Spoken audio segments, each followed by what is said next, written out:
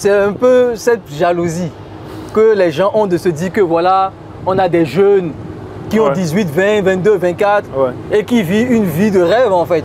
Et ça crée ce petit côté un peu jalousie que les gens ont en fait vis-à-vis de Dubaï. Bill Gates vaut 100 milliards, tu l'invites à une conférence, 40 minutes c'est 400 000 $. 400 000 $, ok. D'accord. Pour toi, est-ce que Bill Gates a besoin de 400 000 $? Et pour moi, c'était un objectif. Je me dis, je vais prendre un an pour apprendre la langue, on ne va pas lâcher. Et je pense que ça a été l'une des premières choses que je réussis vraiment. Ok. Elle dit vraiment le fait de se donner un objectif pour toi. et que tu ne lâches pas. J'ai rencontré des étudiants à moi qui m'ont contacté, qui m'ont dit allez, on a vu que tu es à Dubaï, on voulait te remercier parce que grâce à toi on a réussi. Je ne savais même pas. Jamais m'avait contacté. Ah, tu m'avais dit ça hier. Il s'est installé à Dubaï. Il s'est installé à Dubaï. Ils font des centaines de milliers d'euros de CA par mois, etc. Et hier, on a passé tout l'après-midi ensemble. Il n'y a que les pauvres qui n'accordent pas de l'importance au mindset. Exactement. Chaque personne riche que j'ai rencontrée, ils accordent de l'importance à ce truc-là. Consciemment, demande à n'importe qui, prends n'importe qui, demande-lui qu'est-ce que tu veux.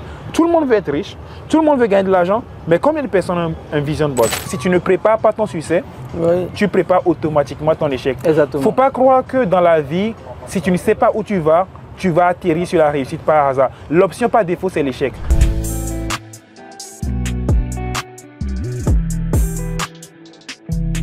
Du coup, Alain, ça va mon gars? Ça va, ça va, ça va, ça va. Comment tu trouves là l'environnement dans lequel on est là? En tout cas, vive Dubaï, hein. Je suis désolé, je pense que j'ai vendu mon âme. Tu sais ce qui m'a plu, frérot?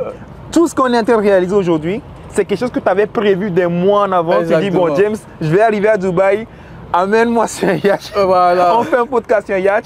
Et tu me disais ça, il faut qu'on fasse un podcast comme ça. Et franchement, je pense que c'est une bonne idée. Même moi, je n'aurais pas eu l'idée, frérot. Un podcast sur un yacht comme ça, c'est de la qualité. Du coup, Dubaï, finalement, frérot, là, pour donner un avis sincère. Sincèrement, mon avis est très positif. Hein. Je pense que, comme l'a dit Oussama plusieurs fois, 100% de haters, 0% de déçus. Exactement. Quand tu travailles dur et que tu es à Dubaï, tu vois un peu l'environnement. Tu vois que c'est vraiment designé pour les entrepreneurs, pour les gens qui veulent charbonner parce que ce n'est pas non plus gratuit. Ouais, c'est cher. C'est cher. Moi, j'étais venu pour la première fois à Dubaï en 2018. C'était pas aussi cher, mais là, les prix ont fait du x3. Mais tu sais quoi? Alors, comme dit Bouba, c'est plus cher aux eaux, mais c'est de la qualité. Exactement. Tu vois, moi, tu sais, j'ai pas beaucoup vécu à Paris. J'ai un peu vécu à Paris. Paris, c'est cher. Mais pour ce que tu payes, tu ne reçois pas en retour. Je t'explique. Dubaï, tu payes ton loyer à 3 000 € par mois, mais tu as quand même une belle vue. Tu as une belle vue, tu as la piscine. Et Paris, tu payes 3 000 € par mois, tu as quand même un truc claqué au sol. Tu vois? Donc, tu payes ici cher à Dubaï, mais les services sont au rendez-vous. Les services sont au rendez-vous, ça c'est vrai. Les services sont au rendez-vous. Tu sais, pour te donner un exemple, j'avais eu plusieurs options d'expatriation. Il y a le Panama, il y a Hong Kong, comme on a dit. Tu es déjà allé à Hong Kong? Oui, plusieurs fois. Je suis allé à Hong Kong plusieurs fois. Est-ce que tu penses que Hong Kong, c'est un endroit où on peut vivre à l'année, par exemple? Non, déjà, Hong Kong, c'est un concentré. Tu vois, c'est vraiment un concentré de buildings. C'est très petit. Il y a des buildings. Oui, mais c'est vraiment un quartier Hong Kong, tu vois. C'est très petit, c'est très serré. Beaucoup plus petit que Dubaï. Beaucoup plus petit que Dubaï, tu vois, Hong Kong. Et sincèrement, c'est cher pour rien. Tu n'as pas le service qui va avec. C'est ça, c'est ça en fait, parce que c'est ça aussi Dubaï. Je te donne un exemple simple. Hein. Tu vas dans n'importe quel building, à peu près n'importe où. Tu veux garer ta voiture, un valet qui vient. Il t'ouvre la porte, il prend tes trucs, il prend ta voiture, tu vas te la déposer. C'est un coût, mais les parkings aussi sont payants à Paris. Hein. Et en plus, ici, ça te coûte combien? 50 dirhams. Ça fait, disons, 12 €. Tu vois, et c'est le temps que tu veux. C'est ça en fait, c'est cher, mais il y a les services qui sont en retour. Du coup, moi en fait, quand j'ai eu plusieurs options d'expatriation, Panama, Hong Kong, on m'a aussi dit quoi? Déjà pour s'expatrier dans certains pays, il faut un avocat. Il faut un avocat. À Dubaï, pas besoin. Pas besoin, Tu viens sur place, tu prends une société qui crée des entreprises, tu payes ton argent et tu as ton entreprise. Tu vois, moi à l'époque, j'avais créé, on avait payé 10 000 € avec un pote, 5 000 € chacun. Et on a eu l'entreprise, en un mois c'est bouclé, tu vois. C'est très simple en fait l'expatriation à Dubaï. Et une fois que tu es installé, regarde, honnêtement, regarde la qualité de vie. Il y a des gens qui disent que l'air est pollué à Dubaï. Je pense pas que c'est vrai, les amis. Là, je pense que c'est bien, tu vois. De toute façon, à la limite, on s'en fout, quoi. Non, mais est-ce que l'air n'est pas pollué dans le monde? L'air n'est pas pollué aujourd'hui dans le monde, tu vois. Et je pense que, tu vois, je pense qu'en France, en fait, Dubaï vraiment bénéficie d'une mauvaise presse, en fait. Et tu penses que c'est dû à quoi? Qu'est-ce qui dérange? Déjà, je pense déjà, en fait, il y a plusieurs vecteurs. Déjà, quand on parle d'argent en France, tu es dans la merde. Quand tu gagnes de l'argent en France, tu es un escroc. Donc il y a déjà ce vecteur-là qui est présent en France. La deuxième chose, c'est un peu cette jalousie que les gens ont de se dire que voilà, on a des jeunes qui ont 18, 20, 22, 24 et qui vivent une vie de rêve en fait. Et ça crée ce petit côté un peu jalousie que les gens ont en fait vis-à-vis de Dubaï.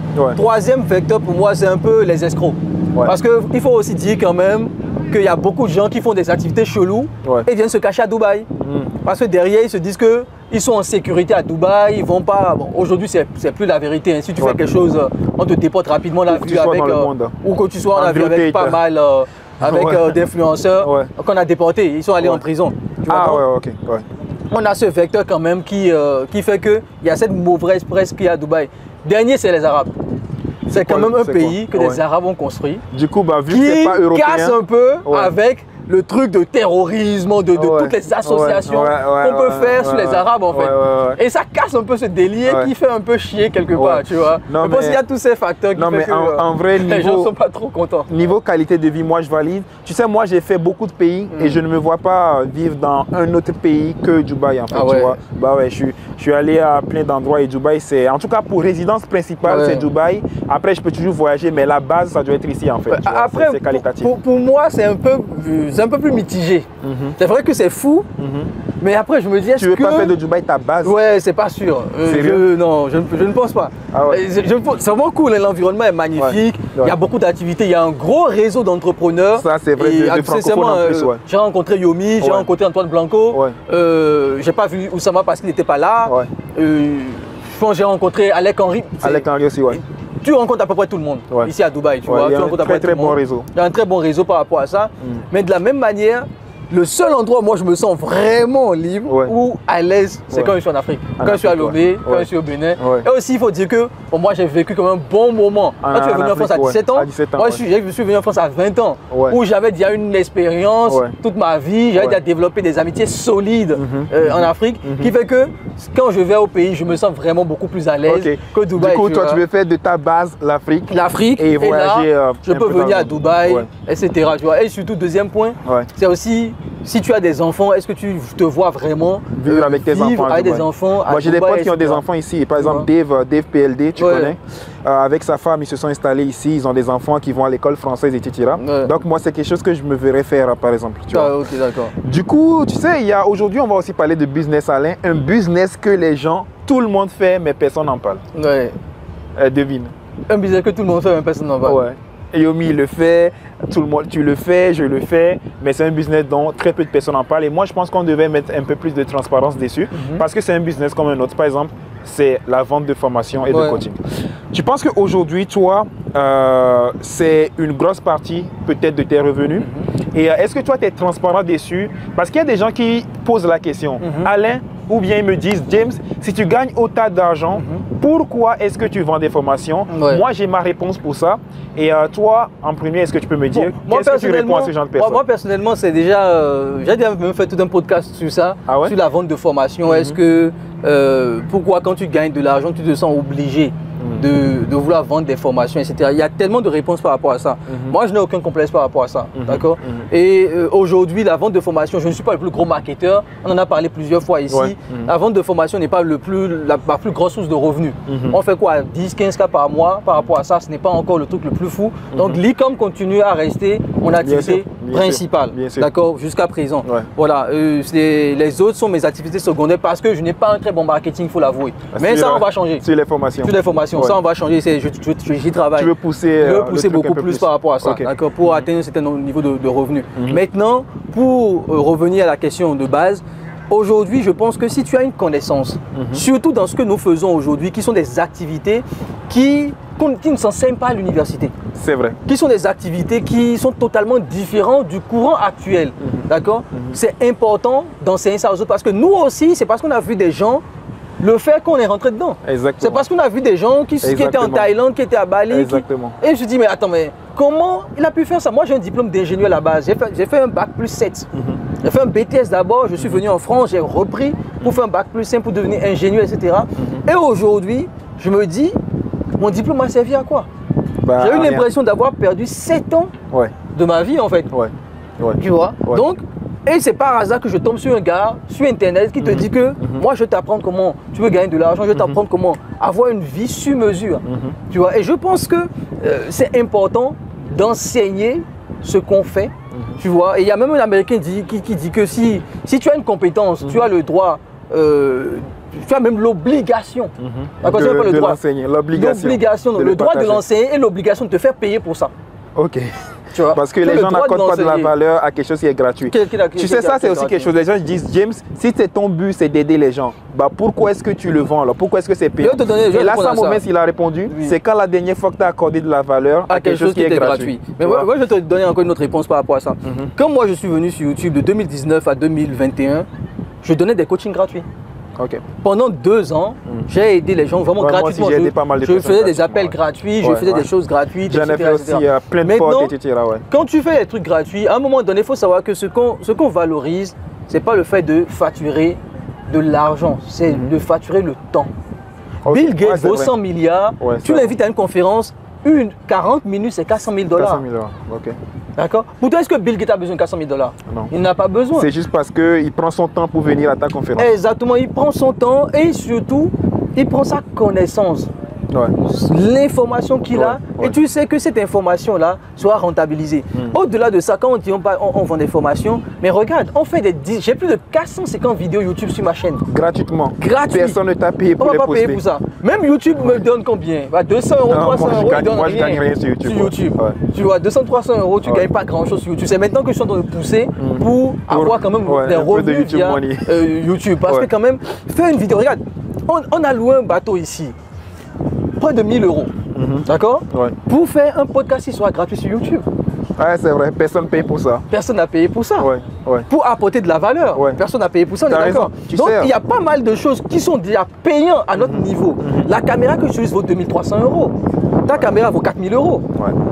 Tu vois, on est obligé de prendre des micros. Le micro ici, DJI, c'est 250 €. Donc il y a pas mal de choses que nous mettons en place. Tu sais, niveau de qualité moi quand même, après, même si c'est gratuit. J'ai une autre réponse par rapport à ça. Tu sais, moi quand je me suis lancé dans le business, c'est quelqu'un qui m'a permis de me lancer. Et je me pose toujours cette question jusqu'à aujourd'hui. Qu'est-ce que je serais si cette personne-là n'avait pas fait sa formation? Exactement. Parce qu'en fait, il y a certaines personnes qui doutent que les formations en ligne, ça marche. Mais moi, je vous dis honnêtement, la main sur le cœur, ce qui m'a permis d'être là où je suis aujourd'hui, c'est la formation de... Moi, je donne son nom de Yomi, je donne son nom, tu vois. S'il n'avait pas fait sa formation, sa putain de formation, bah, j'en serais pas là. Voilà, moi, pareil. Du coup, et aussi, il y a quelque chose qui m'énerve. Quand j'étais à Brest et qu'il n'y a rien qui allait, ce qui m'énerve, en fait, c'est les gens qui te montrent qu'ils ont de l'argent. Ils te montrent sur les réseaux, ils étalent leur fortune sous ton nez, mais ils ne te disent pas comment est-ce qu'ils font cet argent. Ce genre de personnes, frérot, ça me tape sur le système. Et du coup, je me suis promis, le jour où j'aurai un moyen de gagner de l'argent, je ne vais pas être le mec qui montre, ah, regardez tout le monde, regardez, je suis riche, mais je ne vous montre pas comment je suis devenu riche. Tu vois, c'est pour ça que je me suis dit, si un jour j'apprends à gagner de l'argent, je vais partager. Je ne veux pas être ce gars-là qui montre qu'il est riche, mais qui ne montre pas comment est-ce qu'il est devenu riche. Tu vois, il y a ça aussi qui compte. Exactement, non, je pense que c'est... Comment je vais dire, c'est important de le souligner quand même. Même moi, par rapport aux formations, c'est parce que je suis tombé à l'époque. Bon, moi, c'était en 2013. C'est quand je viens en France en 2012, en 2013, que je tombe sur des vidéos de gens comme Antoine BM, Olivier Roland, Cédric Anissette, et que je découvre l'univers du business en ligne. Et surtout, je me dis, il y a une autre vie qui existe. Pour moi, vraiment, c'est comme la matrice. En fait, quand on te dit, voici la pilule rouge. Toi, tu étais salarié. Voici la pilule bleue. Moi, j'étais salarié pendant des années. J'ai travaillé dans des entreprises. Et tu tombes sur ces gens-là où on te dit, il y a une autre vie qui existe. Et pour moi, c'est vraiment comme la matrice en fait. Tu vois. Et là, il faut aller chercher maintenant la faille de la matrice. Exactement. Tu vois. Comment trouver le cheat code dans la matrice en fait. Tu vois. Il faut trouver cette faille-là. Et c'est sur ça que moi, je me suis dit, j'ai envie de mener cette vie-là. C'est aussi simple que ça. J'ai envie de mener cette vie-là. Et toi, frérot, il y a un truc que je ne t'avais pas demandé. Ton premier succès, tu l'avais eu à quel âge?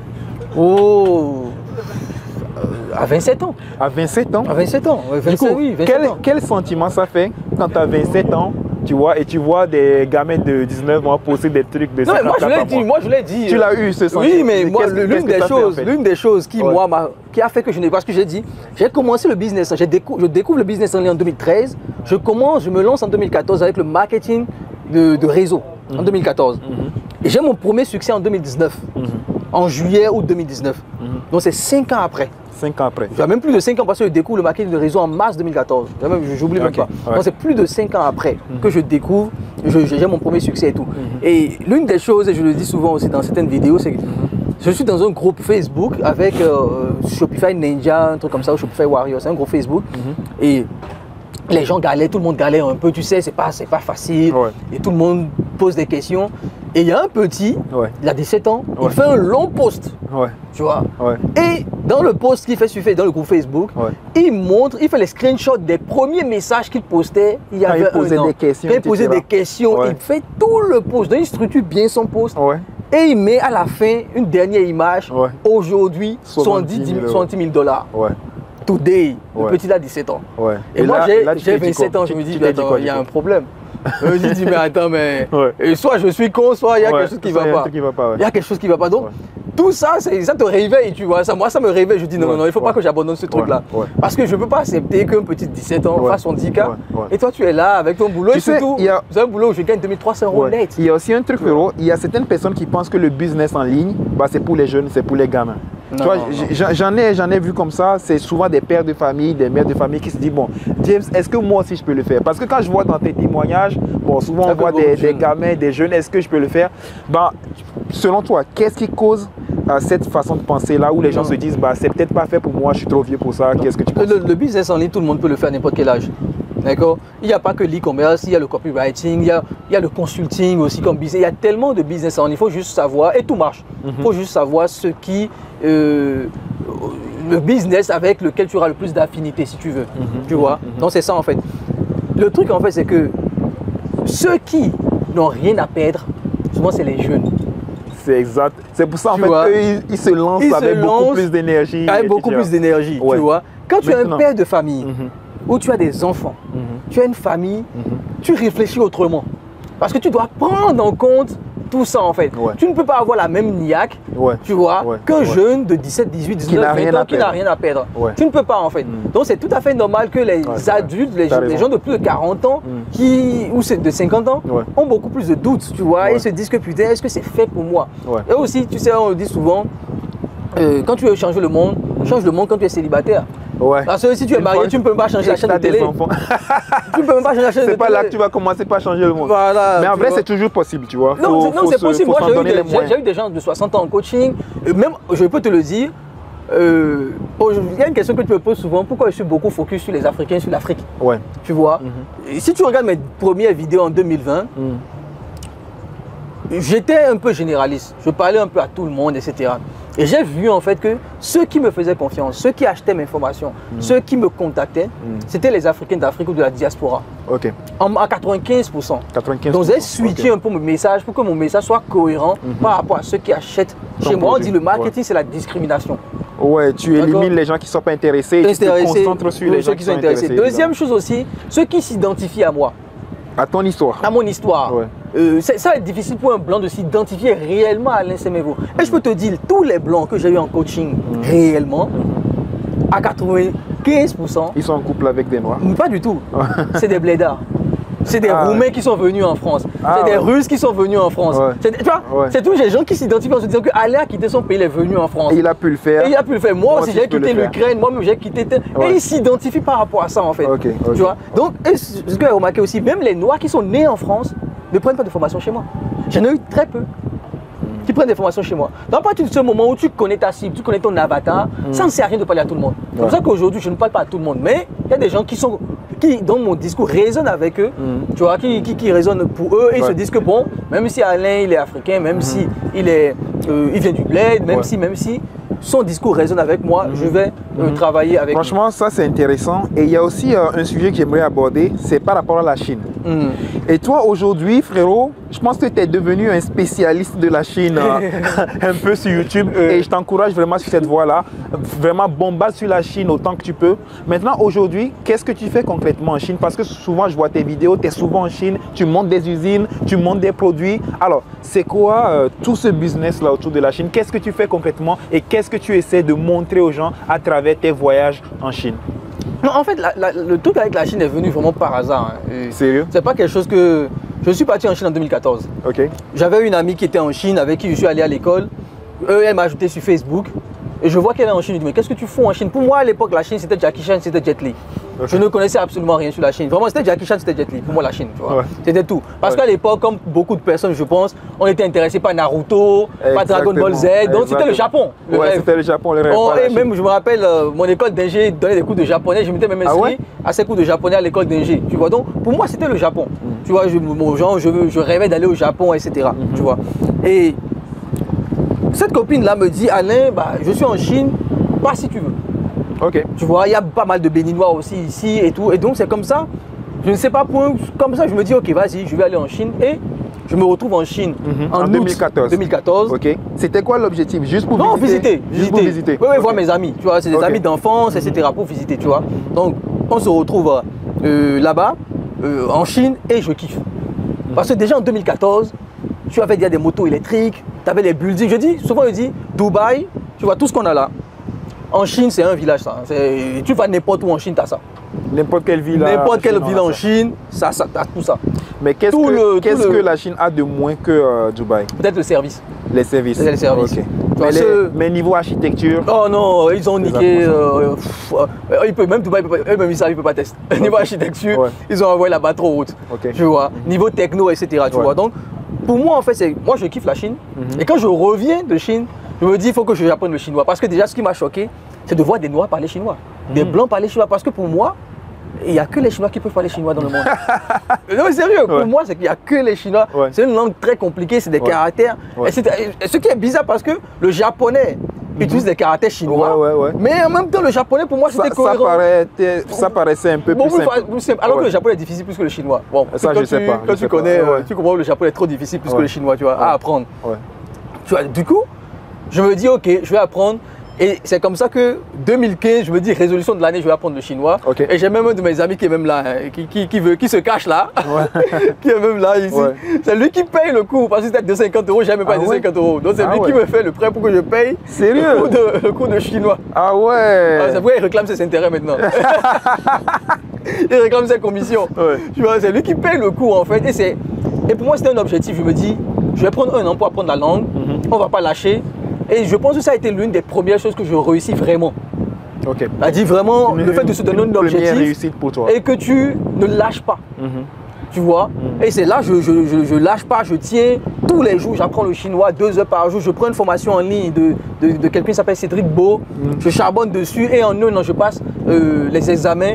Niveau 4, ça a dit 1500 caractères chinois connus par cœur, etc. etc. Et c'est quand je rentre dans ça, que je découvre AliExpress, je découvre Taobao, je découvre un 688 à l'époque. Mais là, tu ne connaissais pas encore le dropshipping? Je ne connaissais pas encore le dropshipping. C'est en 2016 que je tombe sur un webinaire d'un gars qui s'appelle Sébastien Cerise et qui parle de dropshipping. Moi, ça me parle en même temps parce que je connais la Chine. Tu es déjà allé en Chine, Et du coup, pour moi, c'est normal. Je me dis, ok, ce business-là, je vais le faire. Parce que je connaissais déjà la Chine, etc. etc. Tu vois. Donc, c'est un peu comme ça que la Chine vient. Et pour enclencher, en fait, sur... le business que je fais aujourd'hui avec la Chine, c'est vraiment par hasard. C'est-à-dire que je vais en Chine, je me dis je vais faire des vlogs. Et l'une des choses que moi j'ai compris avec la Chine depuis des années, c'est que quand tu es en Chine, tu as cette facilité à visiter les entreprises.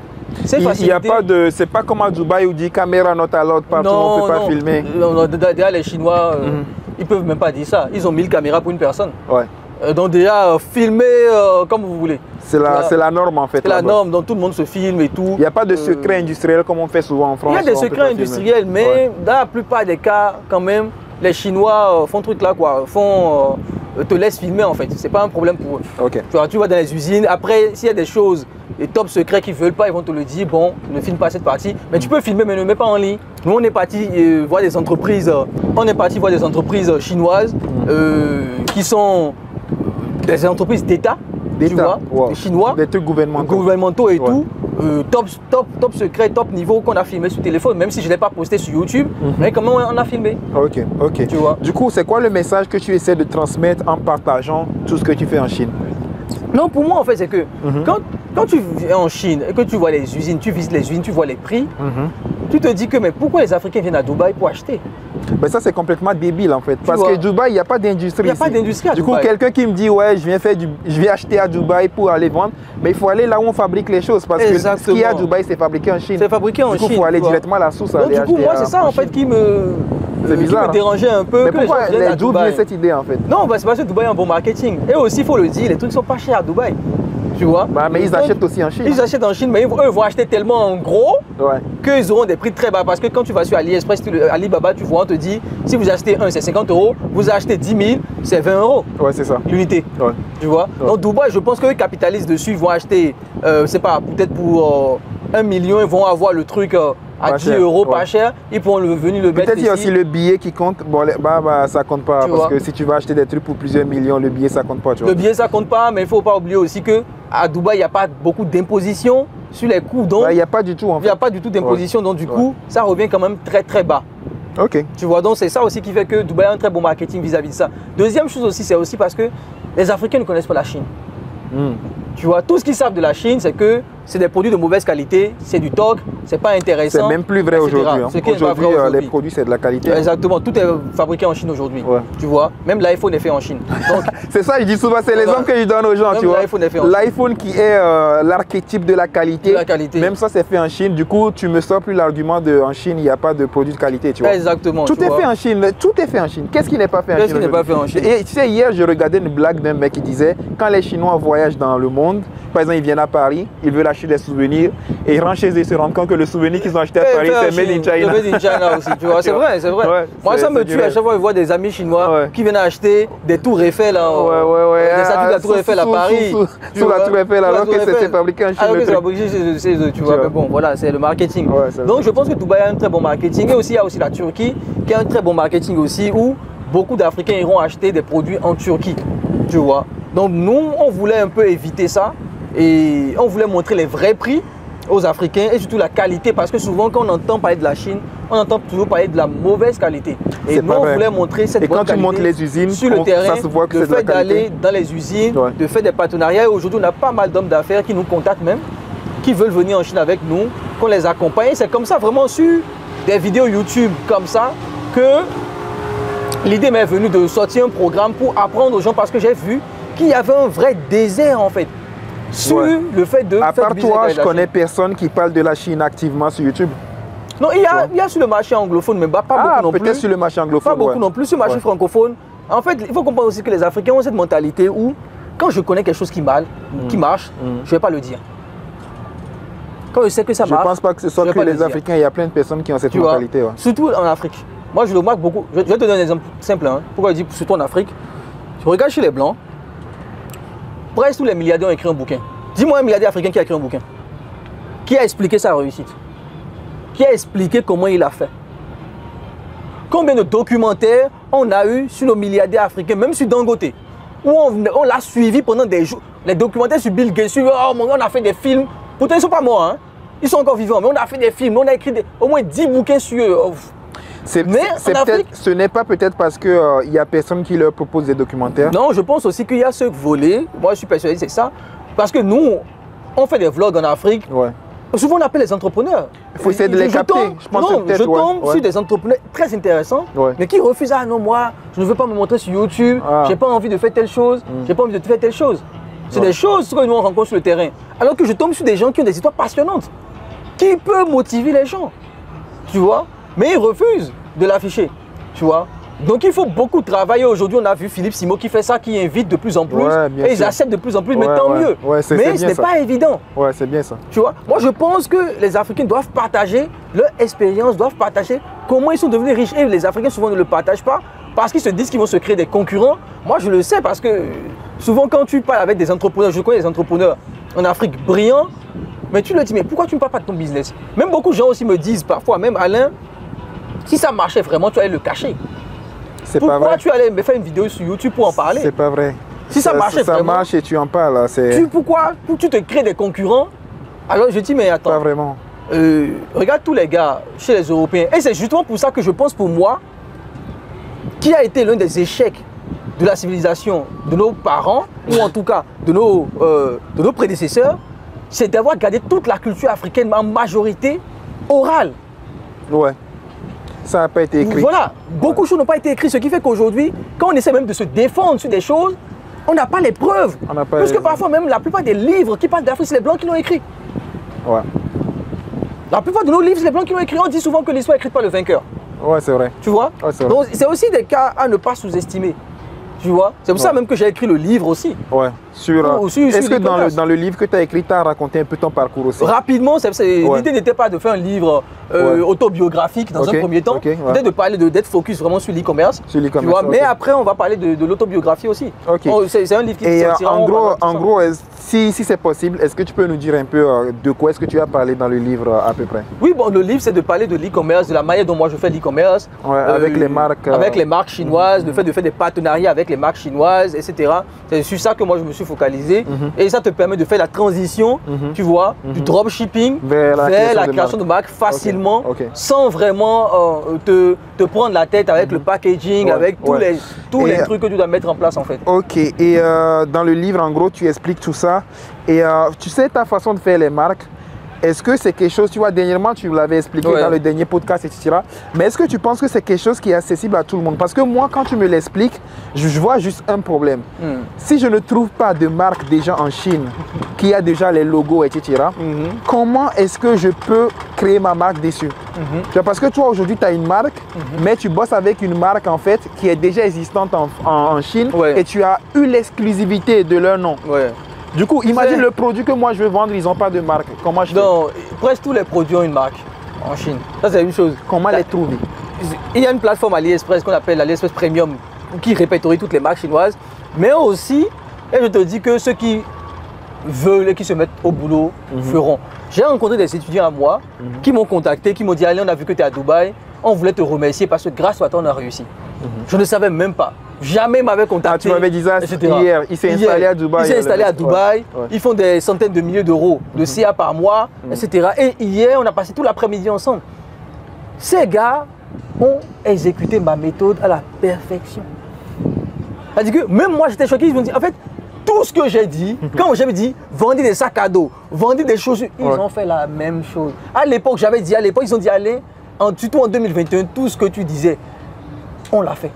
Quand je dis mettez-vous dans le textile, parce que personne ne fait le textile, parce que les gens ont peur des tailles. Si vous allez dans le textile, vous maîtrisez les tailles, vous allez réussir. Ils ont fait le textile. En vrai, le textile, j'en sais quelque chose, parce que j'ai fait lancer à ma copine une marque de gaines amincissantes qu'on achète depuis la Chine. Il y a des problèmes de taille, etc. Mais ça marche super bien.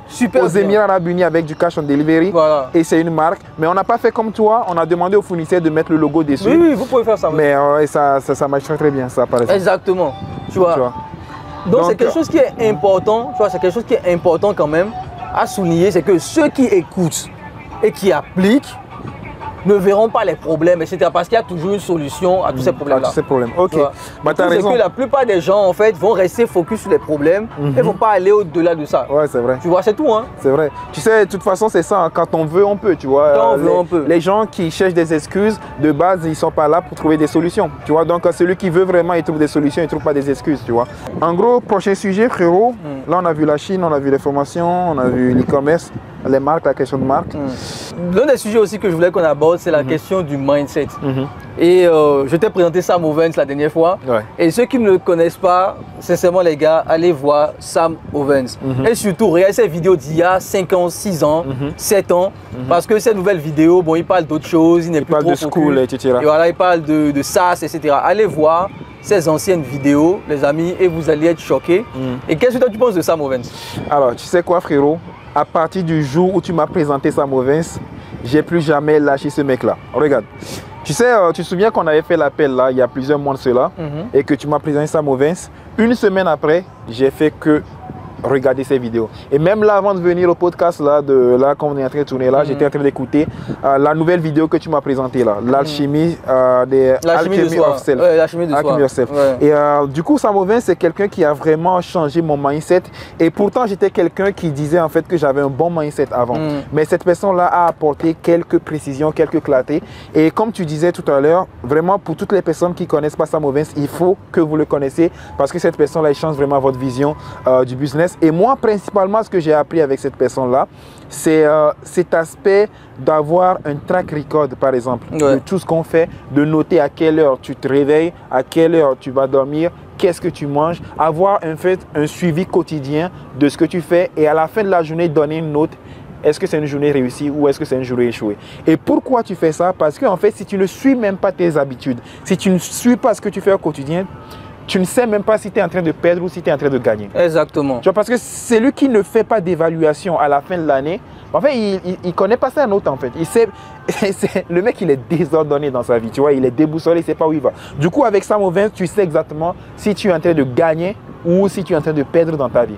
Et pas que ça, il a aussi mis le point sur plusieurs aspects, par exemple sur le self-sabotage. Exactement, le sabotage, s'auto-saboter. L'auto-sabotage. Et ça, c'est un sujet en fait que personne n'arrive à vraiment le décrire sur YouTube parce que c'est un sujet où c'est compliqué de mettre les mots sur le problème en fait, alors que c'est un problème réel. En gros, c'est quoi l'auto-sabotage? L'auto-sabotage, en fait, c'est le mec qui, au fond de lui, consciemment, il veut réussir, mais inconsciemment, il y a des choses qui le poussent à ne pas réussir. Exactement. Pour donner un exemple, par exemple, c'est le mec en fait que tu vas lui parler.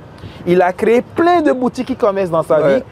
Mais le problème, c'est même avant de démarrer la boutique, avant de commencer la création de la boutique, le mec, il est inconsciemment, il sait déjà que ça ne va pas marcher. Alors qu'il dit à tout le monde qu'il veut faire une boutique qui va marcher. Exactement. Je te dis, c'est compliqué de mettre les mots sur ce problème-là.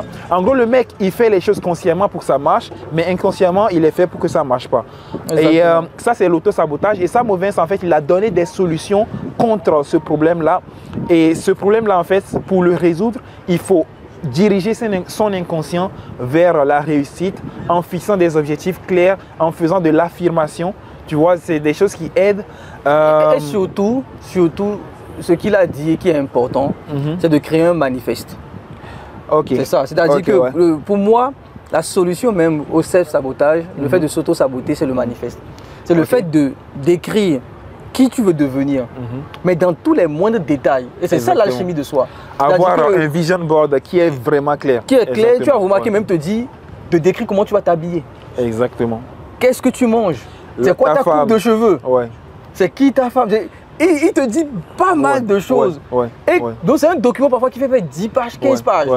Et il te dit que tu dois le lire 2 fois par jour, tous les jours. Que tu dois l'enregistrer au format audio et que tu dois l'écouter. Quand tu vas t'endormir. Quand tu vas t'endormir. Et il a dit que ça permet de distordre la réalité. Il dit ça, c'est vraiment un cheat code. Parce que la plupart des gens, en fait, s'ils n'atteignent pas leurs objectifs, ça je le dis souvent, c'est une question de mindset. Souvent, c'est tellement bateau ce mot, je ne sais pas dans quelle langue je vais le dire. En gros, les gens qui réussissent, il n'y a que les pauvres qui n'accordent pas de l'importance au mindset. Chaque personne riche que j'ai rencontrée, ils accordent de l'importance à ce truc-là. Et moi, je le dis souvent, les gens riches et les gens pauvres, la différence entre eux, c'est vraiment pas les stratégies, c'est l'état d'esprit. Et moi, je ne connais pas un seul millionnaire qui n'avait pas une vision board avant de le devenir. Exactement. Le vision board, c'est ce qui conditionne ton inconscient. C'est ce qui, en fait, va t'empêcher d'auto-saboter. Si tu connais exactement où est-ce que tu vas et que tu as un vision board, tu as un manifeste, en fait, ça permet à ton inconscient de vouloir réussir. Parce que le problème du, je l'ai dit, le pauvre, entre guillemets, c'est qu'il veut réussir, mais inconsciemment, il n'est pas outillé pour réussir. Il n'est pas outillé. Et comment est-ce qu'on outille son inconscient pour réussir? C'est en ayant un vision board, c'est en sachant exactement qui est-ce qu'on veut devenir, en sachant exactement où on va. Parce que le fait de ne pas, aujourd'hui, si tu es quelqu'un qui nous regarde, et que tu n'as pas de vision board, ça veut dire quoi? Ça veut dire que tu n'as pas de gouvernail, tu n'as pas de boussole dans ta vie, tu ne sais pas où tu vas. Et dis-toi que ce que tu veux consciemment, ça ne suffit pas. Parce que consciemment, demande à n'importe qui, prends n'importe qui, demande-lui qu'est-ce que tu veux. Tout le monde veut être riche, tout le monde veut gagner de l'argent, mais combien de personnes ont un vision board? Combien de personnes ont un manifeste? Là, je sors mon téléphone tout de suite, il est où? Il est avec Ayoub. Je peux te montrer mon vision board. Je peux te montrer mon manifeste. Exactement qui je vais être dans 5 ans, qui je vais être dans 3 ans. Et c'est quelque chose qui est vraiment... Alors là, je l'ai toujours à portée de mes frérots. C'est une application. Là, qu'est-ce que j'ai là? Notion. Notion, ouais, exactement. Je clique sur Notion. Qu'est-ce que j'ai ici? Les fondamentaux. Les fondamentaux. Je clique sur les fondamentaux. Il y a mon manifeste qui est là. Et le vision board. Il y a le vision board, il y a tout. Et je l'ai mis sur l'accueil en fait. C'est-à-dire que regarde, il y a tout qui est là.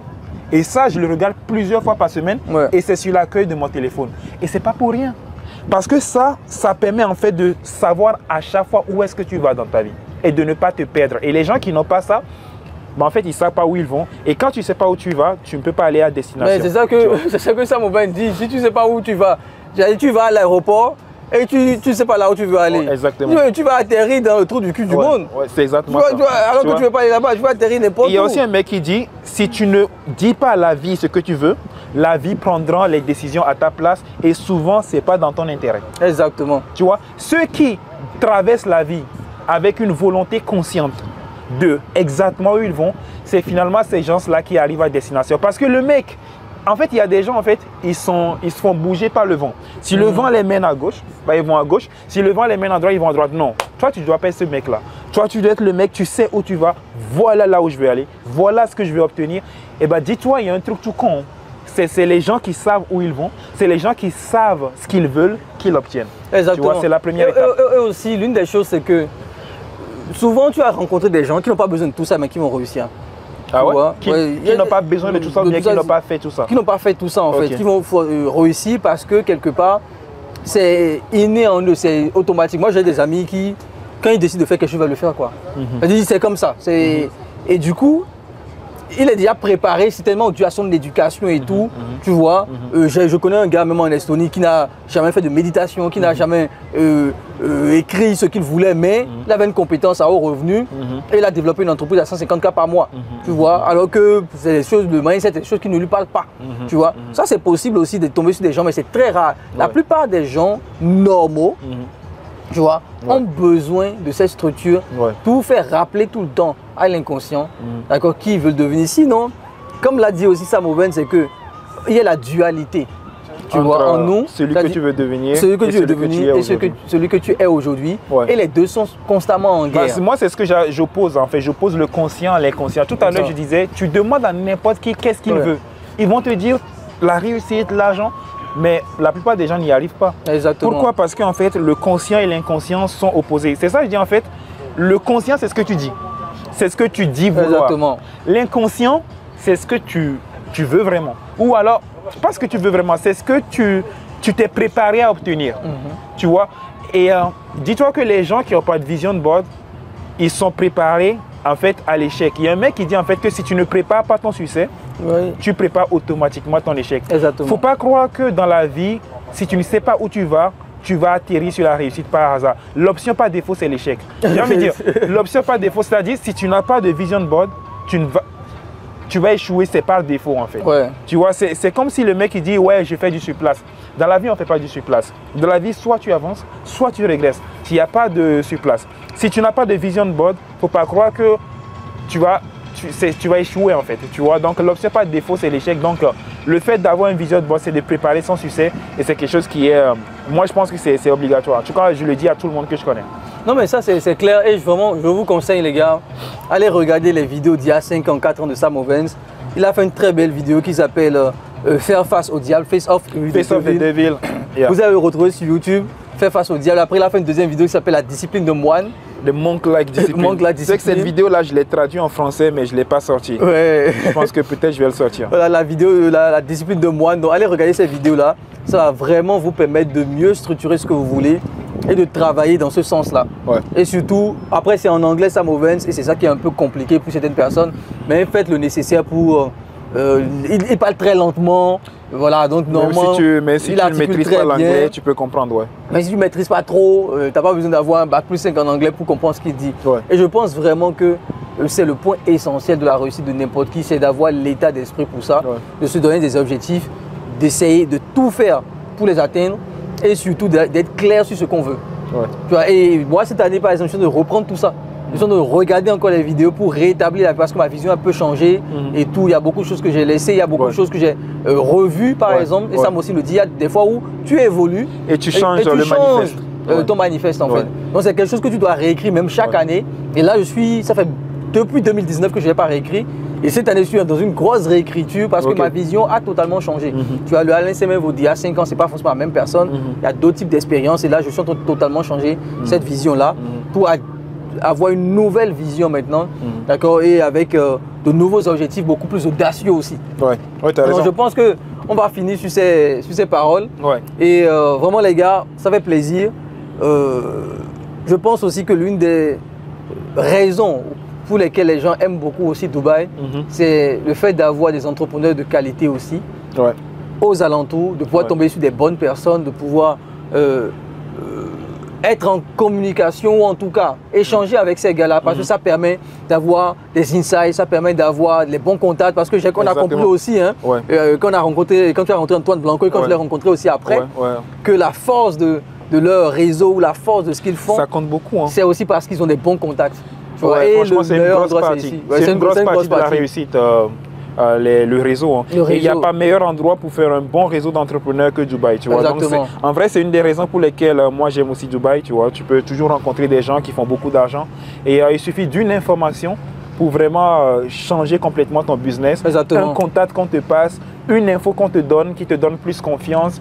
Et ça joue beaucoup, tu vois. Exactement. Ça joue beaucoup, tu vois. Donc c'est sur ça qu'on va terminer. En tout cas, merci beaucoup les amis. Et suivez les autres vidéos parce qu'il y a beaucoup de choses qui vont apparaître sur les chaînes, sur ta chaîne aussi, sur la mienne. Il y a beaucoup de choses qu'on est en train de mettre en place aussi par rapport à ça.